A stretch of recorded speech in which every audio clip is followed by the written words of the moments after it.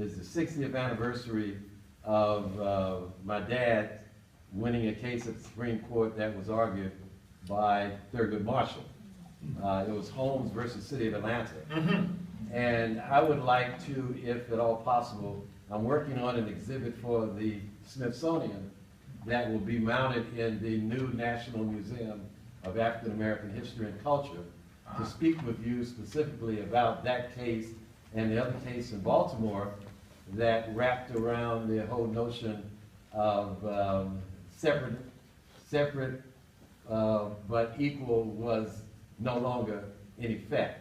Right. And so I would like to speak with you further about that. And one other point, my dad died in 1967, shortly after Justice Marshall was confirmed, and as he was lying in his deathbed, a tear rolled down his face when he heard that Justice Marshall had been confirmed for the Supreme Court.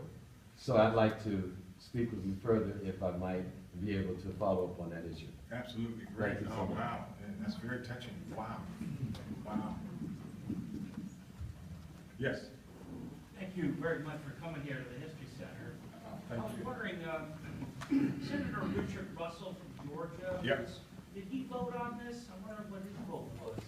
Yeah, Russell voted no, but Russell had such power that when Lyndon Johnson asked 20 Southern senators not to vote, Johnson also leaned on Russell to lean on them. And so Russell helped in that, sort of stealth way. But he himself voted against? Yes, Thurgood? yes, yes.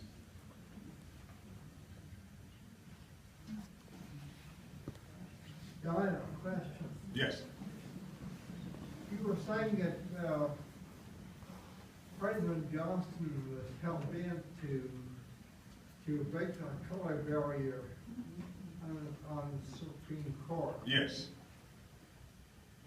Do you know what his motivation was? Was it politicalistic, or was there another aspect to it? Yeah. And it was actually very deep. In Texas, where Lyndon Johnson was from, the blacks couldn't vote in the Democratic primary.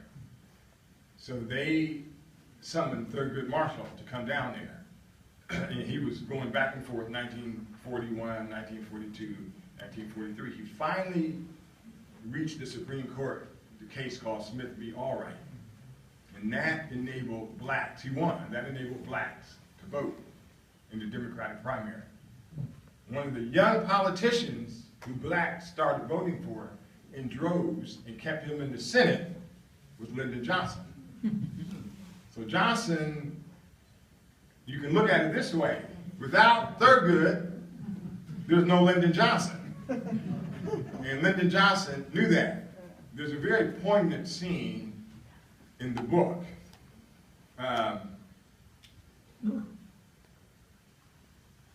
No, maybe I'll wait till you buy the book. Come on now. No, I'm gonna tell you about it. It's so poignant. It's just Cliffhanger. it really is. It's so touching.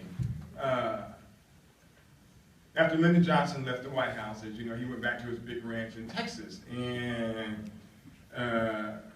one night, he called Thurgood Marshall on the phone.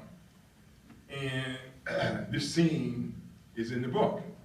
And he says, Thurgood, the hell you put me through to get you onto the Supreme Court, I just want you to know that it was unlike any other hell I had went through. This is a man who was fighting the Vietnam War. I mean, and he said, the hell you put me through. And he said, I'm calling you because I'm going to write a book about the nomination fight. That's going to be my book. I'm going to write a book. sounded like some great historian, which, you know, he wasn't. But anyway, Marshall sat listening to him, and he said, Mr. President, anything I can do to help you, I will. Anything. And before Lyndon Johnson hung up the phone, he said, the hell you put me through! Do you know what it cost me to put you through, to get you onto that court? And then he said something so beautiful. And it's in the book. And although I am going to tell you, it was so beautiful. He said, Thurgood, now when any black mother fixes a bowl of cereal for her son or daughter at the breakfast table, she can look across the table at her son or daughter and say, you can become a Supreme Court justice. He said, there's nothing that makes me feel any better than to be able to tell you that. And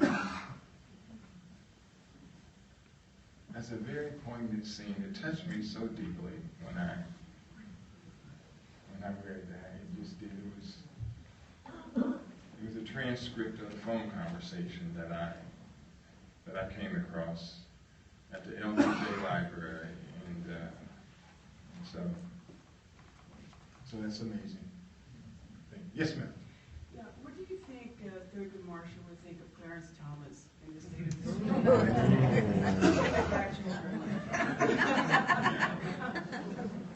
You know, I think Marshall had given his opinion about Marshall on the day that he retired from the court. He had a news conference, Thurgood Marshall did, and they asked him about the rise of black conservatives. And Thurgood Marshall said, well, my daddy told me, don't make no difference, black snake, white snake, they both bite with poison. And that's all Thurgood Marshall wanted to say about him. And I think that, bam, went right to the psyche of what was happening.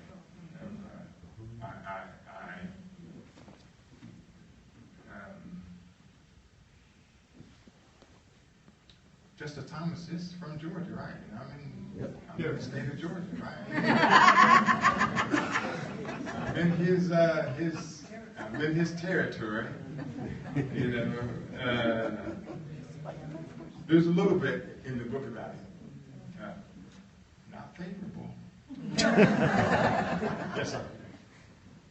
You're talking about a giant, but in all the research that you did, Professor, what would you say, in your opinion, was one of his greatest moments out of so many?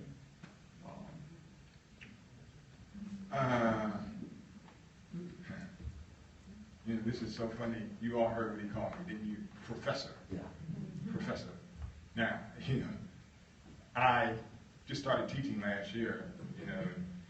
Some mornings I'd be striding across campus, minding my own business, and I'd hear somebody, hey, Professor Haygood! You know, and I'll say, yeah, gee, I think they're calling me. This from a guy who graduated summa cum laude.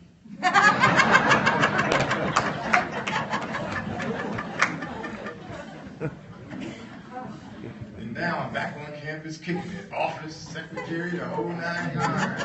You know, students coming to see me.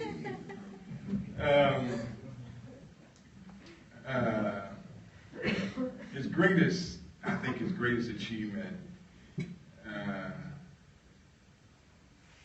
was,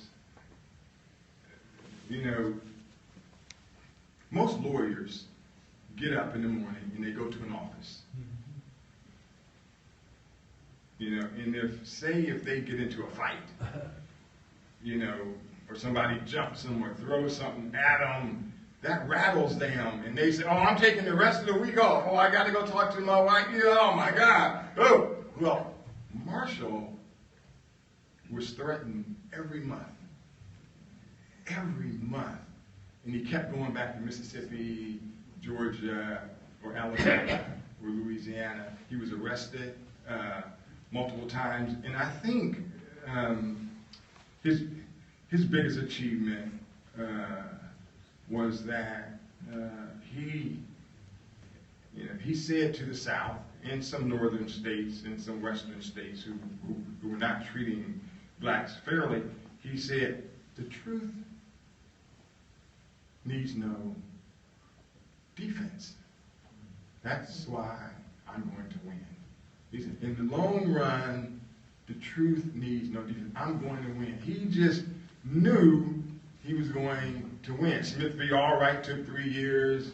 Brown v. Board of Education took 4 years. I mean, it was drudge work.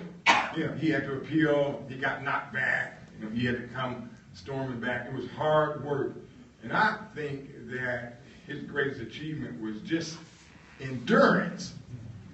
Just flat out endurance. Year after year after year after year. I mean, rain, snow, shine. Marshall was a great storyteller too. He had told this one story. How are we doing with time? You're good. Okay. He had told this one story about this worker on the southern plantation in Mississippi. Worker named John, black man, sharecropper. And John's boss, Mr. Williams, had just bought a big fancy radio station in Jackson. And he had some business friends with him. And he said, hey, I'm going to go out to my field and I'm going to get one of my stupid Negroes and I'm going to put them on the radio and it's going to be like Amos and Andy. It's going to be crazy and you're going to get a big laugh out of it. And so Mr. Williams, the plantation boss, goes and gets John and says, John, I'm going to take you downtown to my radio station and put you on the radio. And he said, well, why, boss? Why? And he said, well, because I want to hear your voice and you can say anything you want to on the radio. And he said, oh, you got to be kidding me, boss. No, I'm not kidding you. I'm coming to get you tomorrow, taking you downtown, I'll put you on the radio. So the next morning, the plantation owner drives out to get John, and they get to the radio station, and he's snickering. He goes in to his friends, and he say, hey, John's getting ready to go out there. He's going to make a fool of himself. This is going to be a real live Amos and Andy, right off the plantation. So John goes into the little studio booth, and he taps things. He says, here, I'm supposed to talk into this?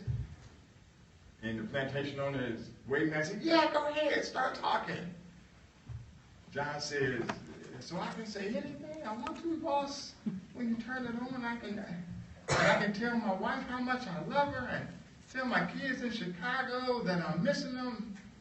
He said, you can say anything. He said, no kidding. And he said, and the whole world's going to hear it? And he said, John, I told you everybody's going to hear it. He said, well, okay. He said, my name is John Stevenson. I'm being held against my will. Please come and get me. And I'm on the eastern plantation of Mississippi.